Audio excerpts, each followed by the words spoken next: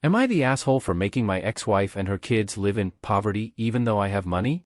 I, 46M, recently finalized my divorce with my now ex-wife Liza, 41F. We were only married for 3 years and the cause for divorce was issues with finances. We had separate bank accounts for our own savings and checking accounts for where our salaries went. I did create an extra account for her where I would deposit money in monthly just as fun spending money as I make significantly more and wanted her to have less stress with her finances. Even with this setup, she would consistently go over the limit and would even take lots of cash out of my wallet and personal safe without informing me. When we were married, she and her 2 kids, 18M and 16F, from her previous relationship moved into the house that I own and I paid for them to go to a private high school. Their dad is in their life so they never saw me as anything other than the guy who married their mom, but I understand that because they did meet me much later in their lives and not as little kids.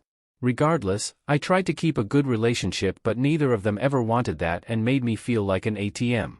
I got a really thorough prenup made before we married, so I basically kept everything I had except for some alimony I had to pay every month. After the divorce, Liza and her kids moved out and I informed her that I had closed the bank account I made for sending her money and I was going to stop paying for the kids' private school tuition after this school year was over.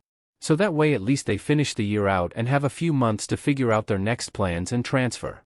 It's been about 3 months since then and I got a nasty call from her saying she can't afford rent anymore so she and the kids have to move in with her mother and basically berated me for taking away the credit card attached to my bank account.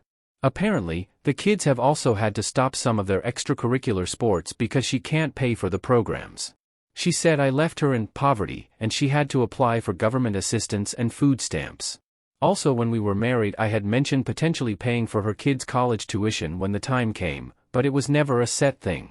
Apparently, she still thought this offer was on the table and mapped out how her son just got accepted to his dream school and the cost of attendance will be $80K per year, so she wanted to know how I would be sending the funds for this. I just told her she's crazy if she thinks I'm giving up my hard-earned money for someone else's kids I have no ties to anymore and that I covered her bills completely for 3 years so she should have saved her salary then instead of blowing through it on designer items.